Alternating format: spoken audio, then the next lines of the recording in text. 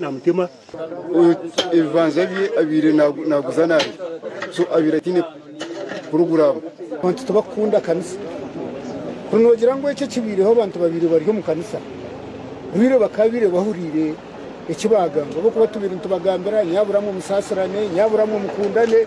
Abagenzi balese bamuleko musanvo nga bagambye nti kitabwe abaddanywa nnyo omwenge kandi yabatanyire marwa bokurwana akizakitande bentongane yabo churo. Jonan Tusengure ne Ali Waso bakusakidde gulire lino ku Lwabukedde TV. Mbera bwetyo bwebadde ate abatuuze basobeddwe kane mu kibira olwabo Luganda abasatu abakanira omukazi omu eyasooka agenze ewaka omukyala n'owabadde abeera n'awangulamu oluggi era nga bino byonna bibadde ku kyalo Nabigoye Eryantonde.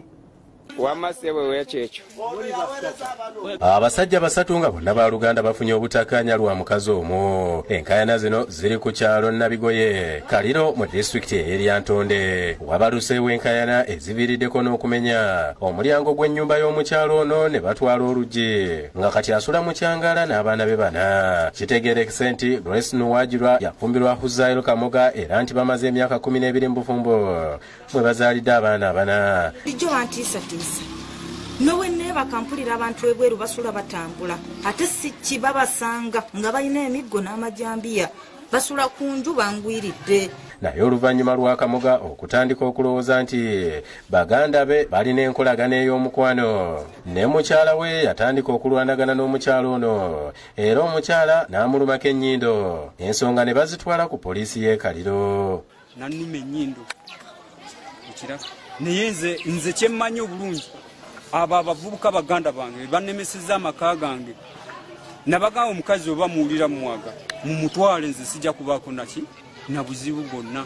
Oluvannyuma Huzairo yasalawo okumenya n'okuwangula oluggi mu nnyumba ng'agamba nti mukyala we amulekedde baganda be Habibu Mulindwa ne Idi Mayiga bamutwale nti be bamwonoonedde amaka. Oluggi gwendowooza okuba yalutwala innanyini nju tata w'abaana kuba yaludda mmenya bwajjamu ebintu bwatwala TV bwatwala sola yamenya n'agitwala n'amenya n'ekizigo nga nakiguze ne bwebakira sukali nga njiguze yali abitutte abitwala n'agenda bwemba wendi sukali amutwalira mu nsawo n'agenda. Oluggi sitwalanga ku luggi atwale mukazi wenze sina buzibu nze abaana bange nja kukola ki nja kubalabirira naye alemeddewo amukulembera wamutwala mu kkooti. Bano bagamba nti bagezaako okumuyamba n'okuwola abaana b'ekika kyabwe kubanga Huzairo yalemererwa okuba n'obuvunaanyizibwa ku maka ge. Kamoga oyo ensonga emwogeza nti twonoona amaka ge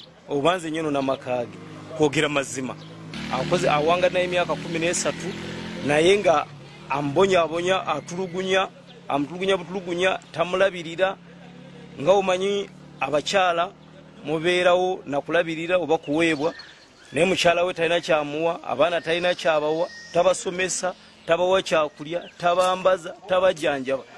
Bulijjo bantiisatiisa nowe neba kampulira abantu ebweru basula batambula ate si babasanga nga balina emiggo n'amajambiya. Abamu ku batuuze boogedde ku nsonga z'abafumbo bano. Banga omusajja bw'ayamba n'omukazi atwala TV atwala sola kati kuno bwe yashankalanye n'omukazi ate najja n'awangulamu oluggi omwana agenda kulanga amanyi nti taata bw'ayamba ne maama taata alina okuwangula oluggi naye ajja kulanga awangulamu oluggi.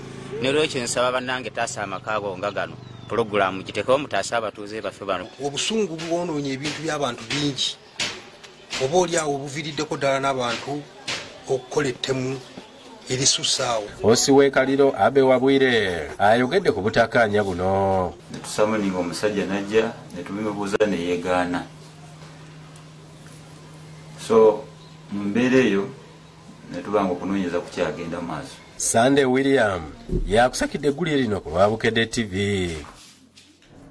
Ate bo bakansala be Kasanje bakubaganyirwa bintu bibagamba nti byabulekanyizibwa Mayor ne Town Clerk. Kyokka Mayor ne Town Clerk nabo babyeganye. Bakansala be Kasanje Town Council bakubaganire mu juma kyemwa maaso ga Mayor Joseph Semuji Town Clerk Jimmy Mabanja oluvala obutakanya ku bigabibwa nti Mayor Town Clerk bikubana ne bakumpanya ebintu bya kanso. Bano okulwana ate bagenze ku kyuma ky'emmwanyi nga kye mu bye bagamba nti byakumpanyizibwa era batuuse butandikira ku mabanja n'abalaga ebyasigalira. Abantu kyadde bawakanya olwo batandika okwogera ebisungu bikijja abantu mu mbeera ne batandika okubagana.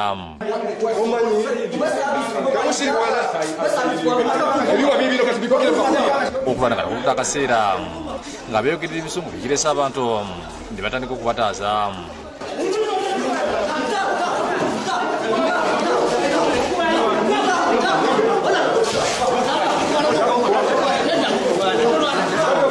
Oluvudano lwageze mu ofiisi atonokiraka ne balaga sipiika epapula kwe yateeka omukono ekyagamba nti bamuwayiriza. Ono Ssettumba Robert ye sipiika wa kanso kati yali wanaavulungutana nga yasayininga ku ndagaano nti ekyuma bakitendalinge. Sipiika Robert Ssettumba nga y'omu ku babanja ebintu ategeezezza nti emmali ya tawuni kanso yakumpanyizibwa era bali mu kaweefube okuginunula.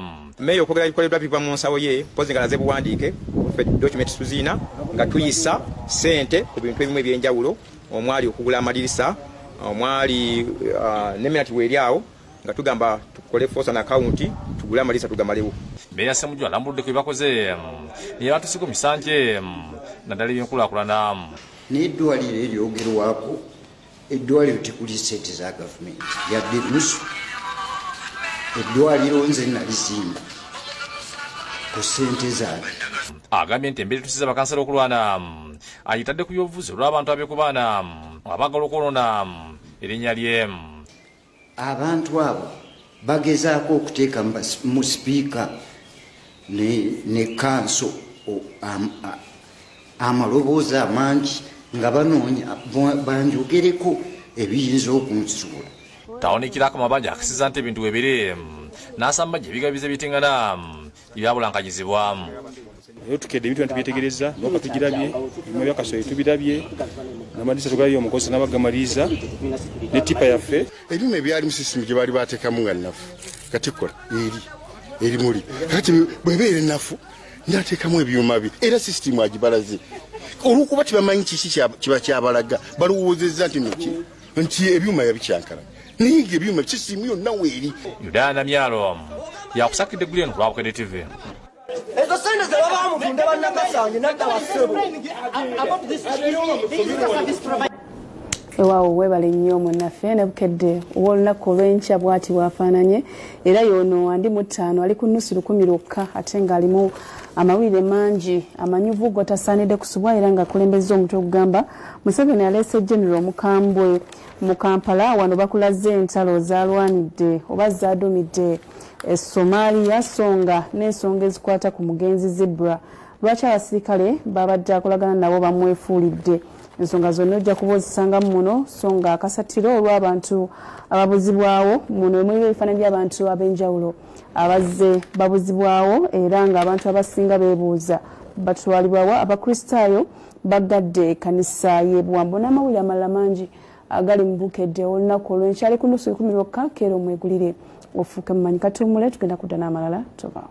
Healthy body, durable. It can be found at our dealer shops and agent stores countrywide. Where there's a home, there is a comfort mattress. Sweetie Fit Pants tukuletedde Sweetie Gold diaper ekoleddwa mu teknologi y'omulembe ddala. Sweetie Gold esangibwa mu pharmacy ne supermarkets zonna.